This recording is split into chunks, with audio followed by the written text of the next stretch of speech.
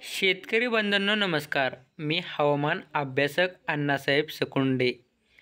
तुम्हाला 21 सप्टेंबरपासून परतीचा प्रवास जो सुरू होणार आहे तो कोणत्या जिल्ह्यात जास्त आणि ढगफुटीसदृश पावसाची शक्यता आहे याची डिटेल अपडेट आपण या व्हिडिओच्या माध्यमातून पाहणार आहोत. त्यामुळे हा व्हिडिओ शेवटपर्यंत नक्की पहा. चॅनलवर जर नवीन असाल तर आपल्या चॅनलला सबस्क्राईब करून शेजारी बेल आयकॉन नक्की प्रेस करा. आपण कोणत्या जिल्ह्यात जोरदार पावसाचा अंदाज राहील सविस्तर आढावा ह्या माहिती आपण व्हिडिओमध्ये पाहणार आहोत. तर सोलापूर, पंढरपूर, इंदापूर या ठिकाणी जोरदार पावसाचा अंदाज राहील. यानंतर नांदेड, माजलगाव, बीड, गेवराई, अहमदनगर, जालना, लातूर, छत्रपती संभाजीनगर या ठिकाणी मुसळधार पावसाचा अंदाज राहील. हा पाऊस विजांच्या कडकडासह सक्रिय होणार आहे. इकडे वाशिम, यवतमाळचा काही भाग, वर्धा, अमरावती, अकोला, नागपूर, गोंदिया या ठिकाणी जोरदार पावसाची शक्यता ही आपल्याला पाहायला मिळणार आहे.